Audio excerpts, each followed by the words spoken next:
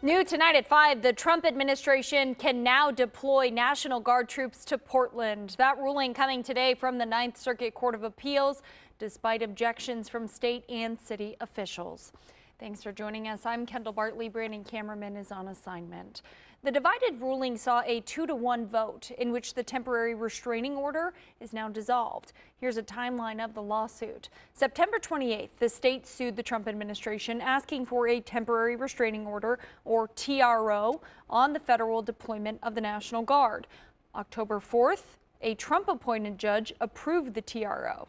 October 5th, after the Trump administration attempted to deploy California National Guardsmen to Oregon, a second TRO was put in place, blocking any deployment of National Guardsmen into Portland. The Trump administration quickly appealed that ruling. October 9th, a hearing held by the Ninth Circuit Court of Appeals with that decision made today. Oregon Attorney General Dan Rayfield weighing in on the decision, saying in part, quote, "Today's ruling, if allowed to stand, would give the president unilateral power to put Oregon soldiers on our streets with almost no justification. We are on a dangerous path in America."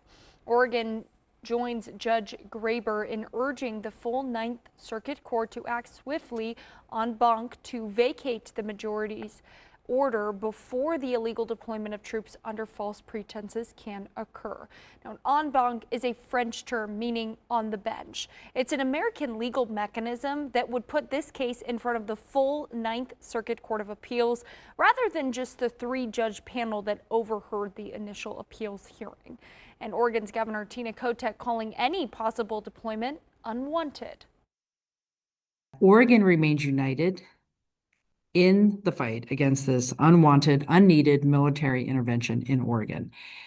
We're going to continue to show up for our neighbors, make our voices heard, and use our collective power to protect our communities and our democracy.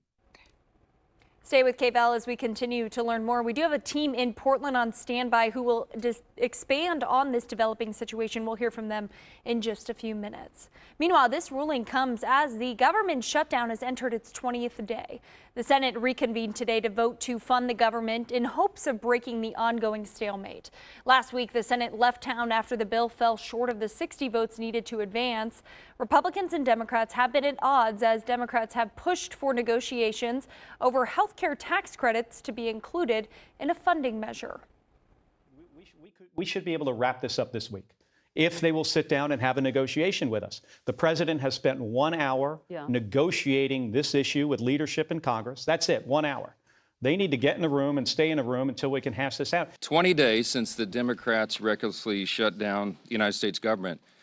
And the Democrats are making some very costly history here. Don't lose that in all that's happening. This is now the third longest shutdown in history.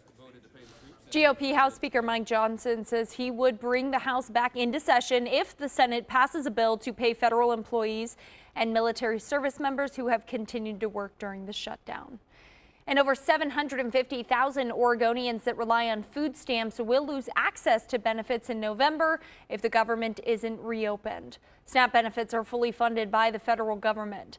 Due to the government shutdown, those funds are frozen. Some local food banks have increased service availability in recent months as uncertainty around those benefits grew. But Sunshine Division Executive Director say even with the additional hours, the situation is frightening. We're going to dig in and do all we can, but frankly, we've never seen anything like this before, and we need the community support to be able to respond. He says no matter where you live in Oregon, a local food bank needs your help to meet the need. He added people can help by volunteering at or donating to their local food banks, along with expanding its hours. The organization has added 100 slots to its weekly home delivery service. Roughly 1 in 6 people in Oregon rely on SNAP. The city of Springfield set to discuss the future of flock cameras within the city. Just last week, Eugene's city manager ordered the license plate reading cameras be disabled. Tonight, Springfield's weekly work session and city council meeting are set to discuss the cameras and advise on future use of those cameras within the city.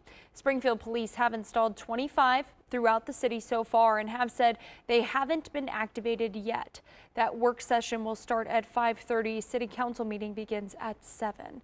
Now, this, of course, a topic we have covered extensively. If you haven't already scanned the QR code on your screen, do it now. That will take you to our Stay Connected page or our YouTube channel, where you can find our full interview with Eugene Police Chief Chris Skinner regarding the decision to disable the cameras in Eugene, alongside all of our previous coverage on those cameras. Well, tonight, Avelo Airlines' last flight of Eugene took off this afternoon. Despite claims by local activists that the company was pushed out due to its contract with ICE, the airline says that is not the case, and it's actually leaving the West Coast entirely. In a statement to our newsroom, the company said in part, quote, "We had been planning on leaving the West Coast before we began any government flying. Lower demand plus increased capacity and profitability were not there for us to continue to fly our West Coast routes. We are reallocating our planes to our East Coast network, where we see more opportunity," unquote. Now, Avelo entered into a contract with the airport about 1 year ago and then entered into a $150 million partnership with ICE for deportation flights in May. The airline was originally set to end operations in December before deciding to discontinue West Coast flights early. Following up after Sunday's soggy skies, calmer conditions are taking hold around the region. But our next big weather maker is a major rain event. We could see significant rain totals towards the end of the weekend. So, Alan, we're getting, oh, look at that beautiful bird. The wildlife's loving the weather. Yeah, they're loving the weather. Actually, today wasn't too bad of a day once the fog did lift. But yeah, we're going to be looking at a big weather event as we get toward the upcoming weekend. We're talking some serious rain, probably the heaviest rain we've seen in quite some time, and some gusty winds in there as well. But today, not bad day. 62 degrees right now in Eugene, and we are seeing a sunny sky out there. North wind at about 14, and our humidity level at 52%. As we look at the radar satellite again, once that fog lifted, it turned into a sunny sky, and you're not really seeing a lot going on in the radar satellite for this afternoon. As we look ahead toward tonight and into your day tomorrow, overnight temperatures will be in the low to mid 40s, and those highs tomorrow will generally be in the mid to upper 60s. Could see some lower 70s out there. Now, the Willamette Valley could see some fog once again to get the day off to a start on Tuesday.